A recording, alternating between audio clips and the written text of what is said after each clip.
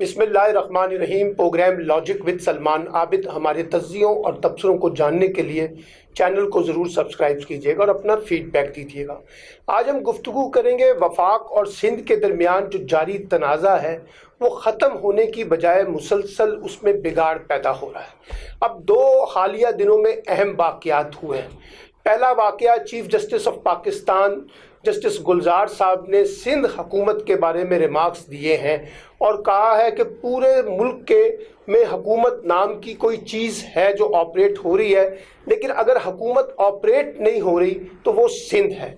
और उन्होंने बड़ा सीरियस इल्ज़ाम लगाया है कि बाकायदा बाहर से बैठ के कुछ लोग जो है वो सिंध हुकूमत को ऑपरेट करने की कोशिश कर रहे हैं और बाकायदा ये कहा कि सिंध में गवर्नेंस नाम की कोई चीज़ नहीं है।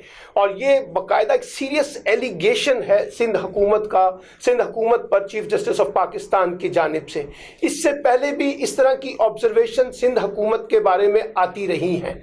और दूसरा बड़ी डेवलपमेंट ये हुई कि वज़ीर इत्तलात और नशरियात फवाद चौधरी ने गवर्नर हाउस सिंध में बैठ के एक प्रेस कॉन्फ्रेंस की और सिंध हुकूमत को कड़ी तनकीद का निशाना बनाया और कहा कि जब तक वो 140A के तहत सिंध में बाकायदा लोकल गवर्नमेंट को बाख्तियार नहीं बनाएंगे, सिंध का मसला हल नहीं होगा और ख़ास तौर पे कराची का बहरान हल नहीं हो सकेगा। और फवाद चौधरी साहब ने ये तक कहा कि अगर सिंध हुकूमत सिर्फ वफाक पर इल्ज़ाम लगाकर ख़ुद को बचाने की कोशिश करेगी तो ऐसा मुमकिन नहीं होगा, क्योंकि कराची के लोग जानते हैं कि असल कसूरवार वफाक नहीं बल्कि सिंध है जो कराची के लोगों के साथ सुतीली माँ का सलूक कर रहा है।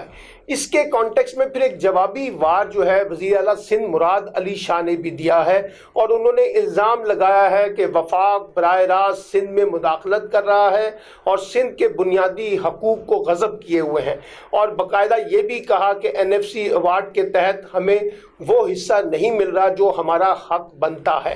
तो ये भी मुराद अली शाह ने कहा कि वफाक सिंध में कराची के कॉन्टेक्स्ट में बराह रास्त मुदाखलत कर रहा है और जो प्रोजेक्ट्स सिंध हुकूमत के ज़रिए चलने चाहिए उसको वफाक खुद ऑपरेट करने की कोशिश कर रहा है। ये वो कॉन्टेक्स्ट है जो इस वक्त वफाक और सिंध के दरमियान हमें देखने को मिल रहा है। अच्छा, इसमें चौथा फरीक भी है और वो है MQM जो इस वक्त हुकूमत की इत्तेहादी है और वो भी सख्त नाला है पाकिस्तान पीपल्स पार्टी के एटीट्यूड से। और उनके बकौल के कराची के साथ एक सुतीली माँ का सलूक हो रहा है। ना कराची को डेवलपमेंट फंड मिल रहे हैं, ना कराची में लोकल गवर्नमेंट का निज़ाम आ रहा है और सब कुछ जो है वो एक जिसे कहते हैं कि बाकायदा मनसूबा बंदी के तहत कराची को दीवार से लगाने की कोशिश की जा रही है। ये सारा मंजरनामा बताता है कि इस वक्त कराची सिंध के कॉन्टेक्स्ट में एक हॉट इशू बन चुका है।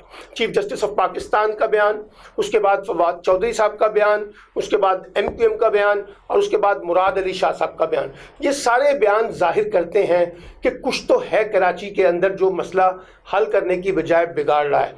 और एक इल्ज़ाम मुसलसल ये भी लगाया जा रहा है कि जो मुराद अली शाह साहब हैं वो एक पपेट वज़ीर आला हैं, बल्कि इस हुकूमत को यूनुस हबीब ऑपरेट करने की कोशिश कर रहे हैं, इस हुकूमत को बिलावल ऑपरेट करने की कोशिश कर रहे हैं, इस हुकूमत को फरियाद तालपुर ऑपरेट करने की कोशिश कर रहे हैं। यानी जो सिंध की अपना मैंडेट है उसको कुछ गैर मुंतखब लोग ऊपर से बैठ के ऑपरेट कर रहे हैं, जिसकी वजह से बहरान पैदा हो रहा है। अभी हालिया दिनों में जो वफाकी बजट आया है इसमें भी एक अच्छी खासी अमाउंट सूबों के लिए रखी गई है, लेकिन सवाल फिर वही है कि इस बहरान का हल क्या है। क्या सिंध में गवर्नर राज लगा दिया जाए? क्या सिंध में कराची को वफाक के ज़रिए कंट्रोल करने की बात की जाए? क्या इसके लिए ख़ास तौर पे जो चीफ जस्टिस साहब कहते हैं कि उसमें एक सो मोटो एक्शन जब वो लेते हैं तो उससे जो सिंध हुकूमत की अपनी अखलाकी, सियासी और कानूनी साख जब मुतासिर होती है तो अगला स्टेप क्या होगा? ये सब सवालात हैं जो सिंध के तनाजुर में और कराची के तनाजुर में ज़ेर बहस हैं।